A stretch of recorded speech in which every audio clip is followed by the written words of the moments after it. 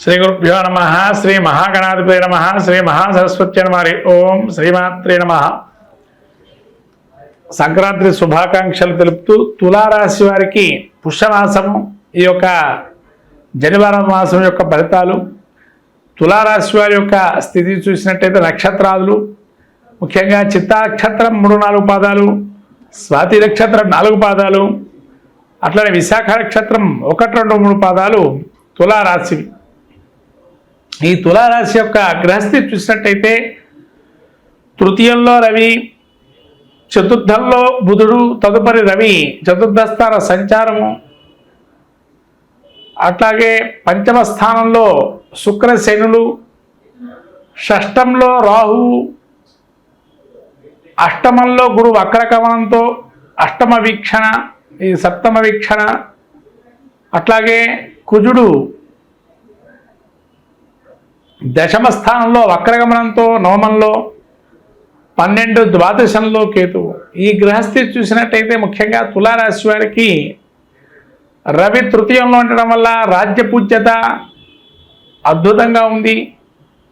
అట్లాగే కార్యానం ఏదైతే ప్రభుత్వ మూలకంగా ఉండేటువంటి కార్యాల్లో కానీ ఆలోచన పరిజ్ఞానంలో కానీ అద్భుతంగా రాణించే అవకాశం ఉంది.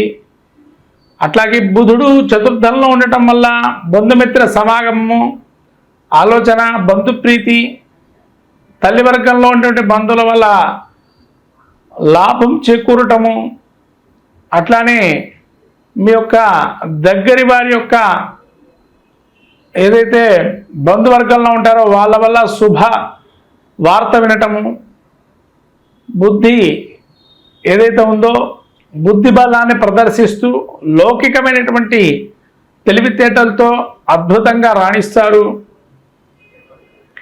అట్లాగే ఈ యొక్క చతుర్థ స్థానమందు రవి సంచారం వల్ల, రవి బుధుల ఆలోచన వల్ల మీ యొక్క యోగాన్ని కూడా కలగజేస్తున్నది రవి బుధులు. అట్లనే శుక్రుడు శని పంచమ స్థానంలో సంచారం వల్ల సంతాన విషయంలో కొంత ఇబ్బందికరమైనటువంటి స్థితి కలుగుతుంది. శుక్రుడు పంచమంలో ఉండటం వల్ల జ్ఞాతుల వల్ల కానీ లేదా ఎక్కడైతే పేరు తెచ్చుకుంటారో అక్కడే కొంత ఇబ్బందులు పడే అవకాశం ఉంటుంది. కాబట్టి జాగ్రత్తగా ఉండడం మంచిది. అట్లానే పంచమ స్థానంలో శని సంచారం వల్ల కొంత కార్యంలో జాప్యం జరిగినా యత్న కార్యానుకూలం జరిగే అవకాశాలు ఎక్కువగా గోచరిస్తుంది. అట్లానే 6లో రాహు ఉండడం వల్ల శత్రు పరాభవాన్ని చూస్తారు, శత్రువుల వల్ల పైచేయి సాధిస్తారు. అట్లానే ఆరోగ్య విషయాల్లో కూడా కొంత జాగ్రత్తగా ఉంటారు. అట్లాగే ఈ యొక్క గురువు అష్టమంలో నుంచి సప్తమ వీక్షణ వల్ల, గురువు అనుగ్రహం వల్ల పరిపూర్ణమైనటువంటి దైవానుగ్రహాన్ని పొందుతారు. తద్వారా కార్య అనుకూలమవుతుంది. గురువులు కానీ పెద్దల వల్ల కానీ వాళ్ళ యొక్క ఆశీర్వదనాలు అద్భుతంగా గోచరిస్తుంది. అట్లాగే ఈ యొక్క కుజుడు మీకు దశమ స్థాన ఒక వక్రగమనంతో 9వ స్థానంలో గురుడు సంచారం వల్ల స్థిరాస్తులు కానీ లేతే ధనం మూలకంగా కొన్ని విజయాలు సాధిస్తారు. అట్లాగే సోదర వర్గంలో ఉండేటువంటి వారి వల్ల కొంత అనుకూలమైన అంశంగా గోచరిస్తుంది.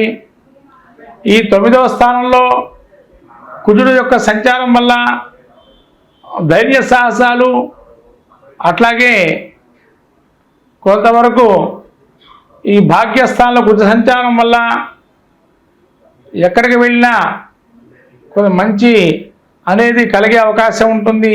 తద్వారా మీరు కార్యాన్ని జయించగలుగుతారు. ఈ కేతు 12లో ఉండడం వల్ల భక్తి జ్ఞాన ఆధ్యాత్మిక భావన, భక్తి పారవస్యము, తద్వారా దైవికమైన ఆలోచన చేయటం, యజ్ఞ యగాదులతో కూడా పాల్గొనటం, తీర్థక్షేత్ర దర్శనం చేయటం వల్ల మంచి ఫలితాలు పొందుతారు. అట్లాగే ఈ తులారాశి వారికి ముఖ్యంగా రవి బుధుల యోగాన్ని అద్భుతంగా కూడా ఉంది.